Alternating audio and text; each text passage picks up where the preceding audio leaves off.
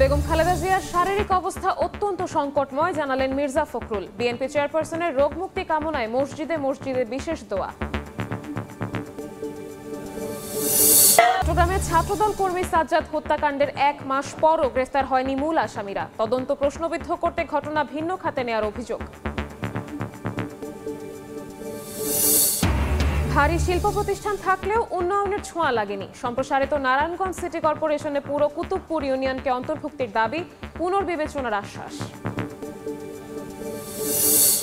এবং উদ্বোধনের 3 বছরেও চালু হয়নি মাদারীপুরের শিবচরের ট্রমা সেন্টার। কাজে আসছে না 12 কোটি টাকা ব্যয়ে নির্মিত অবকাঠামো, চুরি হয়ে গেছে ভেতরের মালামাল।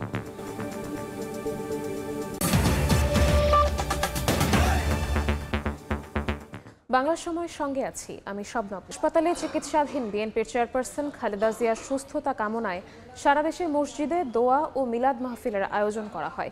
এতে বিএনপি নেতাকর্মীদের পাশাপাশি সাধারণ মুসল্লিরাও অংশ নেয়। দলের প্রতিষ্ঠাতা জিয়াউর রহমানের রুহের মাগফিরাতও কামনা করা হয়। বিভিন্ন শারীরিক জটিলতায় ভুগছেন বিএনপির চেয়ারপারসন বেগম খালেদা জিয়া। বর্তমানে চিকিৎসাধীন এভারকেয়ার হাসপাতালের সিসিইউতে। তার রোগ মুক্তি কামনায় সারা দেশে বিশেষ দোয়া ও মোনাজাতের আয়োজন করল বিএনপি। শুক্রবার জুম্মার নামাজ শেষে বিভিন্ন স্থানে মসজিদে মসজিদে অনুষ্ঠিত হয় দোয়া। বেগম খালেদা জিয়ার সুস্থতা ও দীর্ঘায়ু কামনা করে মোনাজাত করা হয়। এতে মুসল্লিদের পাশাপাশি বিএনপির নেতাকর্মীরা অংশ নেন। বিএনপির প্রতিষ্ঠাতা জিয়াউর রহমান ও তার ছেলে আরাফাত রহমান কোকর আত্মার মাগফিরাত কামনা এবং দলের ভারপ্রাপ্ত চেয়ারম্যান তারেক রহমানের দীর্ঘায়ু কামনায় দোয়া ও মোনাজাত করা হয়। গত 23 নভেম্বর শারীরিক অবস্থার অবনতি হলে বিএনপির চেয়ারপারসন বেগম খালেদা জিয়াকে গুলশানের বাসা থেকে নেওয়া হয় রাজধানীর এভারকেয়ার হাসপাতালে। তানজিল হাসনাত, সময় সংবাদ। ব্রাহ্মণবাড়িয়ায় আধিপত্য বিস্তারের জেরে গভীর রাতে আবারও গোলাগুলি। গুলিবিদ্ধ হয়ে নিহত হয়েছেন সদর উপজেলা ছাত্রদলের সাবেক সদস্য সাদ্দাম হোসেন। এর আগে বুধবার সন্ধ্যায় একদল যুবকের প্রকাশ্যে গুলিতে আহত হন 3 জন। দফায় দফায় গোলাগুলি প্রাণ গেল একজনের। বৃহস্পতিবার গভীর রাতে ব্রাহ্মণবাড়িয়া কান্দিপাড়ায় দ্বিতীয় দফায় গোলাগুলির ঘটনা ঘটে। এ সময় সাদ্দাম হোসেন নামে এক যুবক গুলিবিদ্ধ হয়ে নিহত হন। তিনি সদর উপজেলা ছাত্রদলের সাবেক সদস্য ছিলেন। স্বজনরা জানায়, মধ্যরাতে জেলা স্বেচ্ছাসেবক দলের আহ্বায়ক দেলোয়ার হোসেন দিলীপ ও তার সহযোগীরা সাদ্দামকে ঘর থেকে ডেকে নিয়ে যায়। কিছুক্ষণ পর খবর আসে সাদ্দাম গুলিবিদ্ধ অবস্থায় সড়কে পড়ে আছে। মুমূর্ষু অবস্থায় জেলা সদর হাসপাতালে নেওয়া হলে চিকিৎসক মৃত ঘোষণা করেন। প্রতিপক্ষকে ফাঁসাতেই সাদ্দামকে হত্যা করা হয়েছে দাবি পরিবারের। দিলীপ, বাবুল আর পলাশ, তারা 3 জনে দেখে নিয়ে গেছে। 2টার সময় আমার পুত্রবধূ আমাকে ফোন দিছে, আব্বা সাদ্দাম নিতে গুলি করে আমার একটা বুক, আমার বুক কালি কইরা লাইছে গো। যারা যারা জড়িত আছে তাদেরকে সবাইকে আমরা। ময়মনসিংহের ত্রিশালে বন্ধুকে হত্যার পর চাইনিজ কুড়াল হাতে নিয়ে থানায় হাজির হলো এক যুবক। পরে তার দেওয়া তথ্যের ভিত্তিতে উদ্ধার করা হয় মরদেহ। পুলিশ জানায়, বৃহস্পতিবার রাতে চাইনিজ কুড়াল নিয়ে ত্রিশাল থানায় হাজির হন অনিক। বন্ধু মুনতাসির ফাহিম তার জীবন নষ্ট করে দিয়েছে মন্তব্য করে তাকে হত্যার কথা পুলিশকে জানান। পরে তার দেওয়া তথ্যে একাডেমির মাঠের পাশে পড়ে থাকা ফাহিমের মরদেহ উদ্ধার করে পুলিশ। নিহত মুনতাসির ফাহিম মালয়েশিয়ার সিটি ইউনিভার্সিটিতে পড়াশোনা করছিলেন। বিশ্ববিদ্যালয় বন্ধ থাকায় 4 মাস আগে বাড়িতে আসেন তিনি। শনিবারই তার ক্যাম্পাসে ফেরার কথা ছিল। বৃহস্পতিবার সন্ধ্যার পর 2 বন্ধুর মধ্যে কথা কাটাকাটির এক পর্যায়ে ফাহিমকে কুড়াল দিয়ে কুপিয়ে হত্যা করেন অনিক।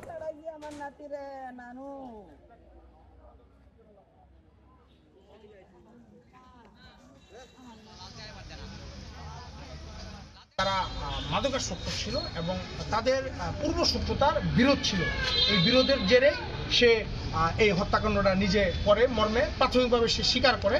তো বাকি বিষয় আমাদের তদন্তাধীন আছে। চট্টগ্রামে ঘন ঘন কিলিং মিশন বা হত্যাকাণ্ড হলেও ধরাছোঁয়ার বাইরে মূল সন্ত্রাসীরা। নগরীর এক্সেস রোডে ছাত্রদল কর্মী সাজ্জাদকে সামনে থেকে গুলি করে হত্যার পর 1 মাসেও গ্রেফতার হয়নি মূল সন্ত্রাসীরা। উল্টো মামলার তদন্তকে প্রশ্নবিদ্ধ করতে ঘটনাকে ভিন্ন খাতে প্রবাহিত করার অভিযোগ উঠেছে। দ্রুত আসামিদের গ্রেফতার চায় পরিবার। নূর জামাল আতিকের ছবিতে শফিকুল আলমের রিপোর্ট।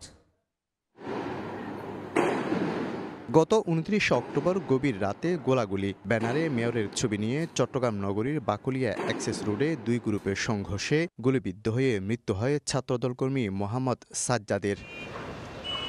দোতলার এই ভবন থেকে বের হয়ে ওই রাতেই সৈয়দশাহ রোডের মুখে সাজ্জাদকে সামনে থেকে গুলি করে সন্ত্রাসীরা। অভিযোগ উঠেছে 5 আগস্টের পর যুবলীগ ও তাঁতিলীগের সঙ্গে সম্পৃক্ততা থাকা আসামিরা ওই এলাকায় দখল ও চাঁদাবাজি সহ নানা অপরাধের সঙ্গে জড়িত ছিল। হত্যা মামলার পর তারা পলাতক, ফলে ফিরেছে স্বস্তি। আর ওগুলো সন্ত্রাস হামলা চাঁদাবাজ এখন নাই, এদিকে এখন সব ক্লিয়ার। আগে আতঙ্কে ছিল মানুষ, এখন মোটামুটি স্বস্তিতে আছে।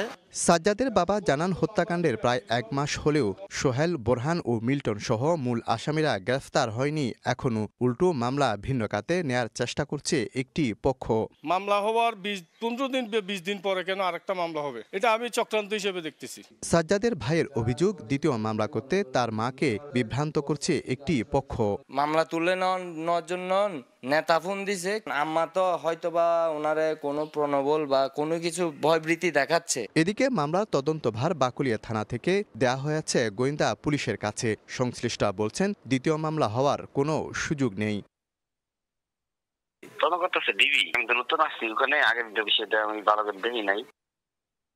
কি ঘটালো, পিছনে কে আছে, মূল মোটিভটা উদ্ঘাটন করি আমরা মূল আসামি যারা তাদেরকে গ্রেফতার করব। আরেকটা মামলা হচ্ছে, এটার বিষয়ে আমি জানি না। একই ঘটনায় 2টা মামলা হওয়ার নজির। এর আগে গত 29 মার্চ নগরীর অ্যাক্সেস রোডে মোটরসাইকেল থেকে প্রাইভেট কারে এলোপাতাড়ি গুলি করে দুজনকে হত্যা করে দুর্বৃত্তরা। শফিকুল আলম, সময় সংবাদ, চট্টগ্রাম। সম্প্রতি নারায়ণগঞ্জ সিটি কর্পোরেশন এলাকা সম্প্রসারিত করার প্রস্তাব করা হয়েছে। এতে সদর উপজেলার কুতুবপুর ইউনিয়নের একাংশ অন্তর্ভুক্ত করা হয়েছে, তবে আংশিক নয়, পুরো ইউনিয়নকে সিটি কর্পোরেশনের অন্তর্ভুক্তের দাবি এলাকাবাসীর। তারা বলছেন, পোশাক কারখানা, ভারী শিল্প প্রতিষ্ঠান, সরকারি বেসরকারি বিভিন্ন গুরুত্বপূর্ণ প্রতিষ্ঠান গড়ে উঠলেও উন্নয়নের ছোঁয়া লাগেনি। তবে বিষয়টি পুনর্বিবেচনার জন্য সুপারিশ করার আশ্বাস সিটি কর্পোরেশন ও জেলা প্রশাসনের। শওকত আলী সৈকতের পাঠানো তথ্য ও আরিফ হোসেনের ছবি নিয়ে রিপোর্ট। চারপাশে বহুতল ভবনগুলো দেখে মনে হবে যেন রাজধানীর কোনো অভিজাত আবাসিক এলাকা, অথচ খালি প্লটগুলো পরিণত হয়েছে ডোবায়, আর রাস্তাগুলো ডুবে আছে পানিতে। দীর্ঘ 2 দশক ধরে এমন করুণ দশা নারায়ণগঞ্জ সদর উপজেলার কুতুবপুর ইউনিয়নের। বিশুদ্ধ পানির সংকট, রাস্তার বেহাল অবস্থা, বছর জুড়ে জলাবদ্ধতার ভোগান্তি, ড্রেনেজ অব্যবস্থাপনা এবং কোনো ডাস্টবিন না থাকায় যত্রতত্র ফেলা হচ্ছে ময়লা আবর্জনা। ফলে দূষিত হয়ে পড়েছে পুরো এলাকার পরিবেশ। 30 বছর ধরে আমরা এই ভুক্তভোগী পানিতে, শুষ্ক মৌসুম, তারপরে এখানে জলাবদ্ধতা। যে লাঞ্ছিত নামাজ পড়তে আমাদের কাবুলতা ঠিক মতো নিয়ে থাকে না, গাড়ি উল্টা যায়, পল্টি খাওয়া যায়, যাত্রীদের ক্ষতি হয়। এই ইউনিয়নে পোশাক কারখানা, ভারী শিল্প প্রতিষ্ঠান, সরকারি বেসরকারি বিভিন্ন গুরুত্বপূর্ণ প্রতিষ্ঠান গড়ে উঠলেও উন্নয়নের ছোঁয়া লাগেনি। স্থানীয় সরকার আইনের ধারা অনুযায়ী সব ধরনের যোগ্যতা থাকা সত্ত্বেও ইউনিয়নটি সিটি কর্পোরেশনের অন্তর্ভুক্ত না হওয়ায় ক্ষুব্ধ এলাকাবাসী ও ব্যবসায়ীরা। এক পাশে নারায়ণগঞ্জ সিটি কর্পোরেশন, আরেক পাশে ঢাকা সিটি কর্পোরেশন। আমরা মাঝখান থেকে এই ইউনিয়ন জাতাকলের মধ্যে পড়ে আছি। সিটি কর্পোরেশনের আওতায় পুরোটা নেওয়া হোক। এরই মধ্যে নারায়ণগঞ্জ সিটি কর্পোরেশন এলাকায় সম্প্রসারিত করার প্রস্তাব করা হয়েছে। এতে কুতুবপুর ইউনিয়নের একাংশ অন্তর্ভুক্ত করা হয়েছে। এতে ক্ষোভ প্রকাশ করেছেন এলাকাবাসী। 2009 সাল থেকে আমরা এই ব্যাপারে সোচ্চার। আমরা চাই আংশিক নয়, সম্পূর্ণ কুতুবপুর ইউনিয়নকে নারায়ণগঞ্জ সিটি কর্পোরেশনে অন্তর্ভুক্ত করতে হবে। যতদিন পর্যন্ত আমাদের এই নারায়ণগঞ্জ সিটি কর্পোরেশনে কুতুবপুর ইউনিয়ন অন্তর্ভুক্ত না হবে, ততদিন পর্যন্ত আমরা রাজপথ ছাড়ব না। বিষয়টি পুনর্বিবেচনার জন্য সুপারিশ করার আশ্বাস সিটি কর্পোরেশন ও জেলা প্রশাসনের। কুতুবপুরবাসী যদি নারায়ণগঞ্জ সিটি কর্পোরেশন অন্তর্ভুক্ত হয়, সেটি অবশ্যই একটা পজিটিভ বিষয় হবে। তা আমরা তাদের দাবির সাথে আছি। আমরা এটা নিয়ে কাজ করছি এবং কিছু ডিউ প্রসেস এখানে আছে, সেই প্রসেসগুলো আমরা ফলো করে আমরা তাড়াতাড়ি আমাদের মতামতটা দেওয়ার চেষ্টা করব। 3647 একর আয়তনের কুতুবপুর ইউনিয়নের 9টি ওয়ার্ডে বাস করেন 10 লাখের বেশি মানুষ। শওকত আলী সৈকত, সময় সংবাদ, নারায়ণগঞ্জ। কিশোরগঞ্জের ভৈরবে জলাবদ্ধতায় নাকাল বাসিন্দারা। মাসের পর মাস ফসলি জমি পানিতে তলিয়ে থাকায় দিশেহারা কৃষক। বাড়িঘরেও পানি ওঠায় ভোগান্তির শেষ নেই। পানি নিষ্কাশনে দ্রুত কার্যকরী পদক্ষেপ নেয়ার দাবি এলাকাবাসীর। ভৈরব প্রতিনিধি মোহাম্মদ ফজলুর রহমানের পাঠানো তথ্য ও ছবি নিয়ে রিপোর্ট। বন্যার মৌসুম নেই, অথচ পানিতে টইটুম্বুর চারপাশ। এই চিত্র কিশোরগঞ্জের ভৈরবের লক্ষ্মীপুর ও শম্ভুপুর এলাকার। দীর্ঘ কয়েক মাস ধরে জলাবদ্ধতার শিকার এলাকাবাসী। ফসল করতে না পেরে দুর্বিষহ জীবন কাটছে কৃষকের। শুধু তাই নয়, ঘরবাড়ির উঠানে পানি উঠায় নিত্য প্রয়োজনীয় কাজে ঘটছে ব্যাঘাত। এলাকাবাসীর অভিযোগ, প্রভাবশালীদের অপরিকল্পিতভাবে নির্মাণ করা স্থাপনার জন্য সাতমুখী ও সুতির বিলে পানি নিষ্কাশনে বাধা সৃষ্টি হয়েছে। বিষয়টি সমাধানে প্রশাসনের কাছে স্মারকলিপি জমা দিয়েছেন ভুক্তভোগীরা। আমরা 4 মাস ধরে পানিবন্দী হয়ে আছি। আমরা কি কষ্ট, আমরা রান্না বাড়ার কষ্ট, চলাফেরার কষ্ট। আলের যে পানি চলাচলের রাস্তাটা বন্ধ হয়ে গেছে, বন্ধ হতে আমাদের এখানে পানি আটকা পড়ছে। সামান্য বৃষ্টি হইলো পানি জমে যায়, এখানে পানি নামার কোনো রাস্তা নাই, খাল বিল সব বন্ধ হয়ে গেছে। শিকাজ করতারি না বদ্ধ, একেবারে আমরা টোটালি খুব কষ্টের মধ্যে আছি। জলবদ্ধতার কারণে আমাদের যে কৃষকরা 3টা ফসল করতে পারতো, বর্তমানে একটা ফসলও করতে পারতেছি না। অভিযোগ আমলে নিয়ে দ্রুত ব্যবস্থা নেওয়ার আশ্বাস প্রশাসনের। পৌরসভার যে একটি প্রকল্প চলমান আছে, সেই প্রকল্পে আমরা এই ভরাটকৃত অংশটুকু খননের জন্য আমরা প্রস্তাব পাঠিয়েছি এবং আমরা খুবই আশাবাদী যে আমরা প্রকল্পের সহায়তায় এই অংশটি খনন করতে পারব। জলাবদ্ধতায় সীমাহীন দুর্ভোগ পোহাচ্ছে 2টি গ্রামের হাজার হাজার পরিবার। সময় সংবাদ, ভৈরব। ঢাকা ভাঙ্গা এক্সপ্রেসওয়ের পাশে মাদারীপুরের শিবচরে সড়ক দুর্ঘটনায় আহতদের চিকিৎসার জন্য ট্রমা সেন্টার উদ্বোধনের 3 বছরেও চালু করা সম্ভব হয়নি। প্রায় 12 কোটি টাকা ব্যয়ে নির্মিত এই স্বাস্থ্যসেবা কেন্দ্রটি মানুষের কোনো কাজেই আসছে না। চুরি হয়ে গেছে ভেতরে থাকা বৈদ্যুতিক ও স্যানিটারি মালামাল। এতে ক্ষুব্ধ এলাকাবাসী। তবে জনবল সংকটের অজুহাত স্বাস্থ্য বিভাগের। শাহাদাত আকনের ছবিতে সঞ্জয় কর্মকার অভিজিতের রিপোর্ট। 2022 সালে ঢাকা ভাঙ্গা এক্সপ্রেসওয়ের মাদারীপুরের শিবচরের দত্তপাড়ায় নির্মাণ করা হয় 3 তলা বিশিষ্ট আধুনিক ইলিয়াস আহমেদ চৌধুরী ট্রমা সেন্টার। কিন্তু গত 3 বছর ধরে সেখানে ঝুলছে তালা। এতে সড়ক দুর্ঘটনায় আহতদের তাৎক্ষণিক চিকিৎসা দেওয়া সম্ভব হচ্ছে না। সড়ক দুর্ঘটনায় আহত রোগীদের নিয়ে যাওয়া হয় উপজেলা স্বাস্থ্য কমপ্লেক্স অথবা ঢাকা মেডিকেলে। মাঝপথে মৃত্যু হয় অনেকের। তাই জনস্বার্থে দ্রুত ট্রমা সেন্টারটি চালুর দাবি এলাকাবাসীর। অ্যাক্সিডেন্ট করছে, তখন আমরা দৌড়ে গেলাম যে এর কোন জায়গা ভর্তি করবো। তাৎক্ষণিকভাবে যদি এইখানে হাসপাতালটা থাকতো তাহলে আমরা অন্তত তারা নিতে পারতাম, কিন্তু রোগীটা মারা গেল। আমাকে এটা ইমার্জেন্সি দরকার, হাসপাতাল না হলে আমরা চলতে পারি না। মাদকের আড্ডা হয়, আমরা চাই অতি দ্রুত এই হসপিটাল চালু হোক। পর্যাপ্ত জনবল না থাকায় আধুনিক ট্রমা সেন্টারটি চালু করা সম্ভব হচ্ছে না বলে জানান সিভিল সার্জন। বারবার স্বাস্থ্য অধিদপ্তর ও মন্ত্রণালয়ে চিঠি দিয়েও সমাধান হচ্ছে না বলেও জানান তিনি। উপজেলা স্বাস্থ্য পরিবার কর্মকর্তা মহোদয়ের সাথে কথা হয়েছে, তিনি বলছেন এখানে প্রশাসনিক অনুমোদন আছে, বাট ওইখানে কোনো জনবল নেই। আর এই ব্যাপারে জনবলের জন্য ঊর্ধ্বতন কর্তৃপক্ষের কাছে দৃষ্টি আকর্ষণ করা হয়েছে। স্বাস্থ্য বিভাগের তথ্য মতে 11 কোটি 96 লাখ টাকা ব্যয়ে নির্মিত ট্রমা সেন্টারটিতে 2 জন আবাসিক চিকিৎসা কর্মকর্তা, 14 জন চিকিৎসক, 10 জন নার্স সহ মোট 34টি পদে জনবল প্রয়োজন। দেখে বোঝার উপায় নেই এটি কোনো বিধ্বস্ত এলাকা নাকি সরকারের নবনির্মিত ট্রমা সেন্টার। নিরাপত্তা কর্মী না থাকায় এখানকার সকল মূল্যবান জিনিসপত্র খোয়া গেছে। এটি দীর্ঘদিনও চালু না হওয়ায় ক্ষুব্ধ স্থানীয়দের পাশাপাশি দক্ষিণ অঞ্চলের যাত্রীরা। সঞ্জয় কর্মকার, অভিজিৎ, সময় সংবাদ, মাদারীপুর। রেল প্রকল্পে ভয়াবহ দুর্নীতি হয়েছে জানিয়ে দুর্নীতি করার জন্যই রেল ও সড়কে বড় বড় প্রকল্প নেওয়া হয় বলে মন্তব্য করেছেন সড়ক পরিবহন ও সেতু মন্ত্রণালয়ের উপদেষ্টা মোহাম্মদ ফাউজুল কবির খান। সকালে চট্টগ্রামে সড়ক জোনের আওতাধীন উন্নয়ন প্রকল্পের নানা বিষয়ে মতবিনিময় সভায় তিনি কথা বলেন। এ সময় উপদেষ্টা ফাউজুল কবির খান জানান, রেলের জন্য প্রকল্প নেওয়া হয়, কিন্তু যাত্রী ও পণ্য পরিবহন সেই তুলনায় হয় না। প্রয়োজন না থাকলেও নেতার নির্দেশে সড়ক নির্মাণের সংস্কৃতি থেকে বেরিয়ে আসতে হবে বলেও মন্তব্য করেন তিনি। বলেন, চট্টগ্রাম কক্সবাজার মহাসড়ক প্রশস্ত না করে দুর্ঘটনা এড়াতে বাঁক প্রবণ এলাকাগুলোর বাঁক সোজা করা হবে।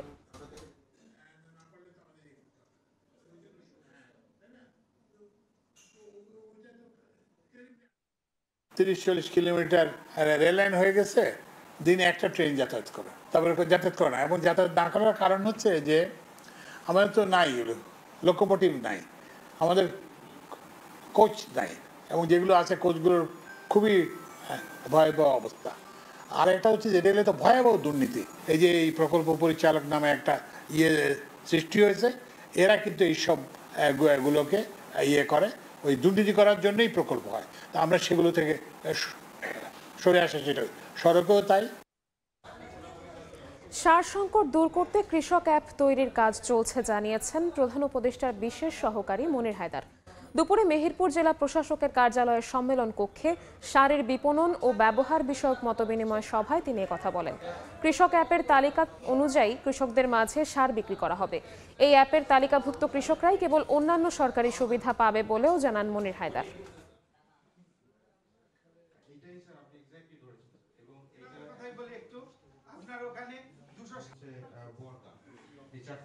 সমস্ত ইনফরমেশন দেওয়া থাকে, তাইলে কিন্তু তুমি যখন ক্রাইসিস হবে তুমি এই সুবিধাটা পাবে।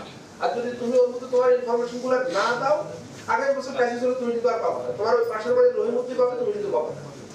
তখন তার মধ্যে এই তাগিদটা তৈরি হবে, না না আমি অ্যাপের মধ্যে রেজিস্ট্রেশন করাই, আমার যা যা ইনফরমেশন আছে ওর মধ্যে ঢুকাই দিই, কারণ কখন ক্রাইসিস হয় আমি তো জানি না। ক্রাইসিস হলে তাকে আমি সহায়তাটা পাই। শরীয়তপুরে দুর্বৃত্তদের লক্ষ্যবস্তু এখন রেন্টেকার ব্যবসা। ব্যবসায়ীদের তথ্য মতে শরীয়তপুরে গাড়ি পোড়ানো, ভাঙচুর ও চুরির ঘটনায় গত 1 বছরে বিভিন্ন থানায় মামলা হয়েছে 8টি। তবে এখনো পর্যন্ত কাউকে গ্রেফতার করতে পারেনি পুলিশ। উপার্জনের একমাত্র গাড়িটি হারিয়ে বিপাকে অনেক পরিবার। তবে শিগগিরই জড়িতদের শনাক্ত করে আইনি ব্যবস্থা নেওয়ার আশ্বাস পুলিশের। বিএম ইসরাফিলের পাঠানো তথ্য ও ছবি নিয়ে রিপোর্ট। 7 নভেম্বর রাত 2:23 সিসিটিভির ফুটেজে দেখা যায় শরীয়তপুরের নড়িয়া উপজেলার চান্দনী গ্রামের আব্দুল মোতালেব মুন্সির বাড়ির উঠানে রাখা প্রাইভেট কারে জ্বালানি ঢেলে 2 জন ব্যক্তি আগুন লাগিয়ে দেয়। মুহূর্তে দাউ দাউ করে পুড়ে যায় গাড়িটি। এর আগেও 15 আগস্ট রাতে একই গাড়িতে আগুন দেওয়ার চেষ্টা করে দুর্বৃত্তরা। গাড়ি দিয়ে তো আমাদের রুজি রোজগার করা হইতো বা সংসার চলতো। আমার এই বিচার আমি চাই, আমি বাঁচতে চাই, এমনকি ফুটেজ দেখে পুলিশ তদন্ত করে দোষী যারা হয় তাদের বিচার আমি চাই।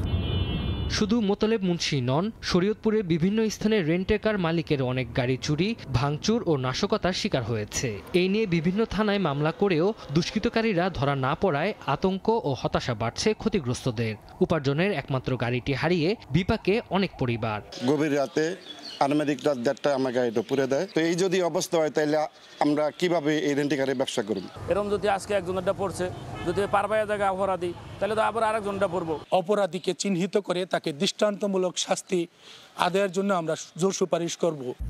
তবে সিসিটিভি ফুটেজ বিশ্লেষণ করে শীঘ্রই জড়িতদের শনাক্ত করে আইনি ব্যবস্থা নেওয়ার আশ্বাস পুলিশের। এখন পর্যন্ত কোনো আসামি আমরা শনাক্ত করতে পারিনি, তবে আমরা প্রযুক্তি সহযোগিতা নিয়ে, যেহেতু আমাদের কাছে সিসি ক্যামেরা ফুটেজ আছে, আমরা চেষ্টা করে যাচ্ছি আসামিদেরকে আইনের আওতায় নিয়ে আসার জন্য। তো আমরা আশা করি যে অচিরেই হয়তো আসামিদেরকে ধরে ফেলতে পারবো। রেন্টেকার ব্যবসায়ীদের তথ্য মতে শরীয়তপুরে গাড়ি পোড়ানো, ভাঙচুর ও চুরির ঘটনায় গত 1 বছরে বিভিন্ন থানায় মামলা হয়েছে 8টি। তবে এখন পর্যন্ত কাউকে গ্রেপ্তার করতে পারেনি পুলিশ।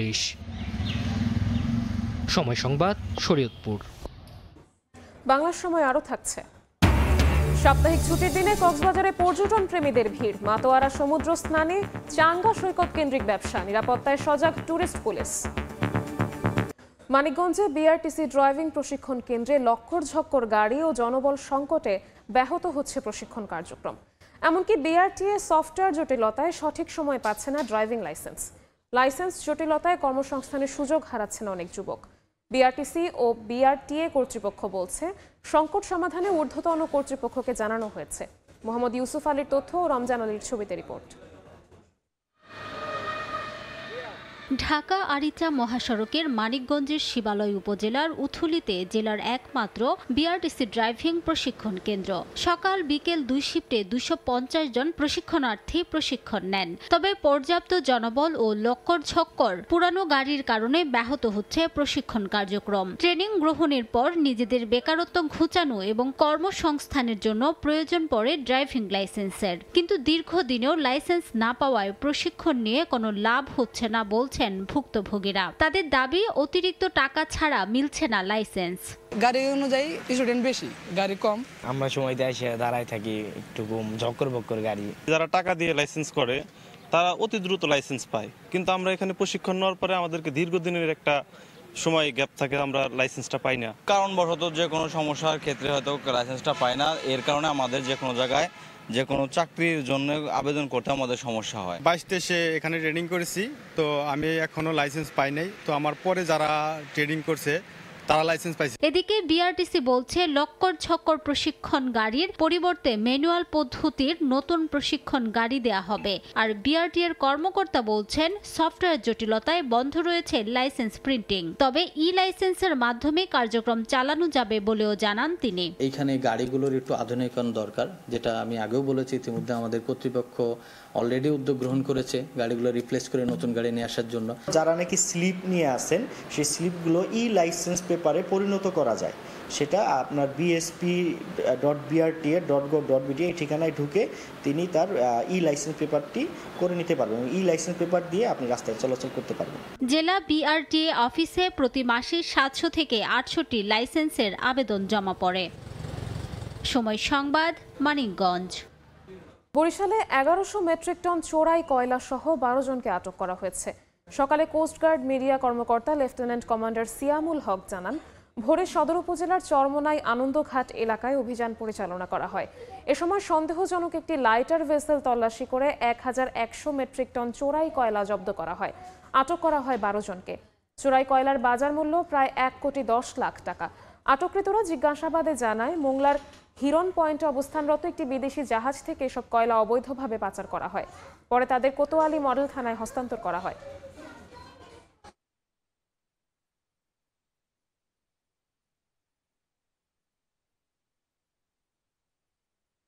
চাঁদপুরে আগুনে পড়ে গেছে 5টি ব্যবসা প্রতিষ্ঠান। ভোরে হাজীগঞ্জ পৌরসভার বলাখাল বাজারের একটি দোকানে হঠাৎই আগুন লাগে। মুহূর্তেই তা ছড়িয়ে পড়ে আশপাশের দোকানেও। খবর পেয়ে ফায়ার স্টেশনের 2টি ইউনিট ঘটনাস্থলে গিয়ে 1 ঘন্টার চেষ্টায় আগুন নিয়ন্ত্রণে আনে, কিন্তু ততক্ষণে পুড়ে ছাই হয় ফার্নিচার সহ 5টি দোকান। বৈদ্যুতিক শর্ট সার্কিট থেকে আগুনের সূত্রপাত ঘটে বলে ধারণা ফায়ার সার্ভিসের।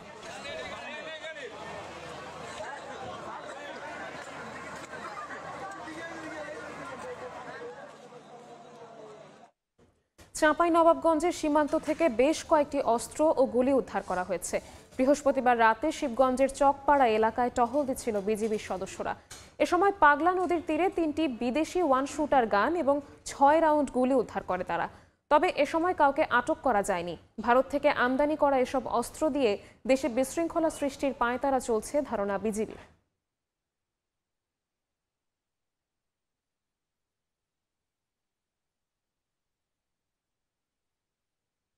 বাউল আবুল সরকারের বিচারের দাবিতে চট্টগ্রাম ও যশোরে বিক্ষোভ মিছিল করেছেন মুসল্লিরা। জুমার নামাজের পর চট্টগ্রাম নগরীর আন্দরকিল্লাহ শাহী জামে মসজিদের সামনে এ কর্মসূচি করে হেফাজতে ইসলাম। বক্তাদের অভিযোগ, আবুল সরকার কোরআন অবমাননা করেছেন, এজন্য তার সর্বোচ্চ শাস্তি দাবি করেন তারা। এদিকে একই দাবিতে সচেতন মুসল্লি সমাজের ব্যানারে যশোরেও মানববন্ধন ও বিক্ষোভ মিছিল করা হয়। সময় বাতের ব্যথার উন্নত চিকিৎসায় ব্যবহৃত 36 কোটি টাকার ওষুধ বিনামূল্যে পেল রাজশাহী মেডিকেল কলেজ হাসপাতাল। দ্রুতই এই ইনজেকশনের ব্যবহার শুরু হবে হাসপাতালে। যুক্তরাষ্ট্র থেকে এবারই প্রথম বড় অনুদান পেল বাংলাদেশ। আব্দুস সালামের ছবিতে মওদুদ রানার প্রতিবেদন। অ্যাডালিমুমাব বাত ব্যথার রোগীদের প্রথম ধাপের চিকিৎসায় ব্যর্থ হলে এই ইনজেকশনটি ব্যবহার করা হয়, যা যুক্তরাষ্ট্রে একটি ডোজের দাম বাংলাদেশি টাকায় প্রায় 4 লাখ। শুক্রবার সকালে স্বেচ্ছাসেবী সংস্থা ডিরেক্ট রিলিফ 36 কোটি টাকার এসব ইনজেকশন বিনামূল্যে দেয় রাজশাহী মেডিকেল কলেজ হাসপাতালকে। এর আগে 27 নভেম্বর যুক্তরাষ্ট্র থেকে ওষুধগুলো ঢাকায় পৌঁছায়। দ্রুতই হাসপাতালে এই ইনজেকশনের ব্যবহার শুরু হবে বলে জানান কর্তৃপক্ষ। রিউমাটয়েড আর্থ্রাইটিস, সোরিয়াটিক আর্থ্রাইটিস, বাচ্চাদের আর্থ্রাইটিস, অ্যাঙ্কালোজিং স্পন্ডাইলাইটিস, এছাড়া ইনফ্লামেটরি বাউল ডিজিজ নামে এক ধরনের পরিপাকতন্ত্রের অসুখ, এছাড়া আরও কিছু অটোইমিউন অসুখে এই ওষুধটা আমরা ব্যবহার করি।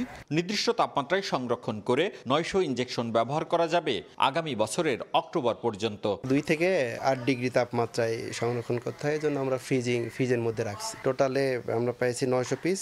হ্যাঁ, একটা প্যাকেটের মধ্যে 2 পিস করে আছে। এর আগে প্রায় 17 কোটি টাকার হৃদরোগের ওষুধ পেয়েছিল রাজশাহী মেডিকেল কলেজ হাসপাতাল।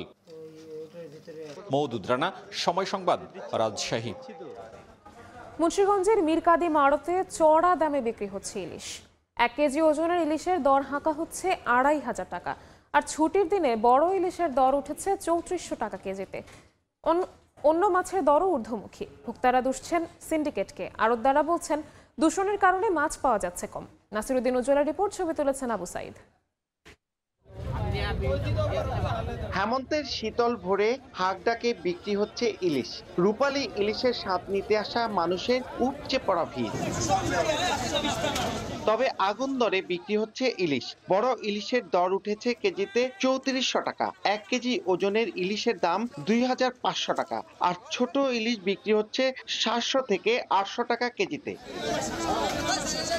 এছাড়াও হাটে তোলা হয়েছে চিতল, পাঙ্গাস, রুই, কাতল, শোল, মৃগেল, আইড়, বোয়াল সহ নানা জাতের মাছ। তবে মাছের ভরা মৌসুমেও সব মাছেরই দর চড়া, তাই ক্ষুব্ধ ভোক্তা ও পাইকার। 1 কেজি অথবা 2 কেজি মাছ নিতে গিয়ে আমরা হিমশিম খাই। বাজার সিন্ডিকেটের কারণে চড়া দামে মাছ বিক্রি হচ্ছে। মাছ আমদানি খুব কম থেকে দাম বাড়ছে, আর আমদানির দাম কমে যায়। আড়তদাররা বলছেন নদী দূষণের কারণে মাছ পাওয়া যাচ্ছে কম। অনেক নদী ও খাল মরে গেছে। ইলিশ মাছের দাম বেশি, এরপরে ব্যাপারী ওই থেকে বেশি দেখি না। কেমিক্যালের যে বজ্র, এই যে ডাইং এর, নিডিং এর এই বজ্রগুলো পানিতে মিশতেছে, মাছ আস্তে আস্তে সরে যাচ্ছে। অনেক মাছ তো বিলুপ্ত হয়ে গেছে। এখনো সময় আছে, যদি কিছু সরকার যদি কিছু পদক্ষেপ গ্রহণ করে, আমার মনে হয় নদীতে আবার মাছ হওয়ার সম্ভাবনা আছে। শতাব্দী প্রাচীন এই হাটে প্রতিদিন 2 থেকে 3 ঘন্টায় বিক্রি হয় প্রায় কোটি টাকার মাছ। নাসির উদ্দিন উজ্জ্বল, সময় সংবাদ, মুন্সিগঞ্জ। দেখছেন বাংলার সময়। রাজশাহীতে প্রথমবারের মতো অনুষ্ঠিত হলো ঐতিহ্য উৎসব। সকালে নগরীর হেতেমখায় বরেন্দ্র গবেষণা জাদুঘরে দিনব্যাপী এই হেরিটেজ ফেস্টিভ্যাল ও প্রদর্শনী অনুষ্ঠিত হয়। বাংলাদেশের সমৃদ্ধ সাংস্কৃতিক ঐতিহ্য, প্রত্নসম্পদ এবং বহুমাত্রিক সাম্প্রদায়িক সংস্কৃতিকে উদযাপন করতে বিশেষ আয়োজন। সভা শেষে দর্শনার্থীদের জন্য জাদুঘরের মূল্যবান সংগ্রহ থেকে নির্বাচিত 25টি গুরুত্বপূর্ণ নিদর্শনের বিশেষ প্রদর্শনী এবং বাংলাদেশের ইতিহাস ও ঐতিহ্য উপস্থাপন করা হয়।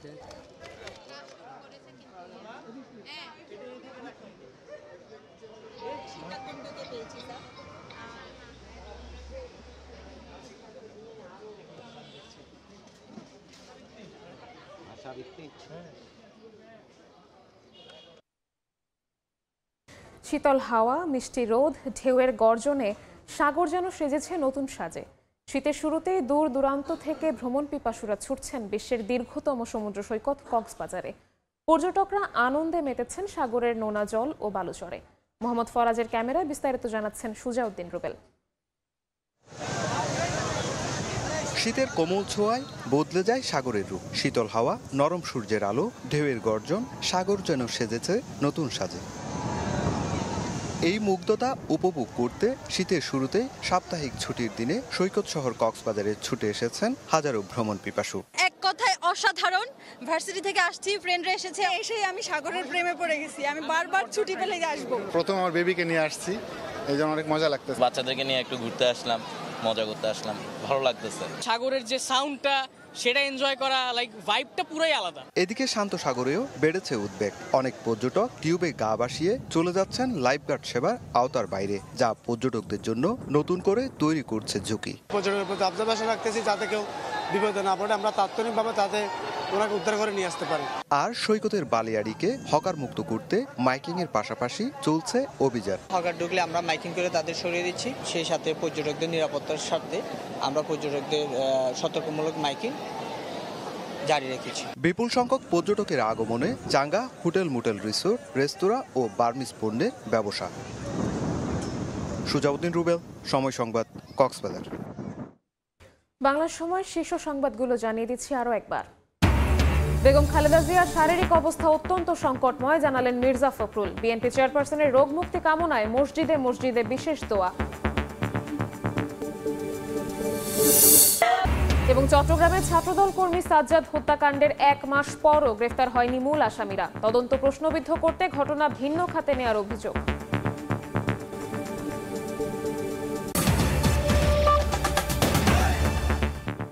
এ ছিল বাংলার সময়। এরপর সন্ধ্যার সময় নিয়ে সঙ্গে থাকবেন সহকর্মী রাইসা জান্নাত। ধন্যবাদ নিবিড়।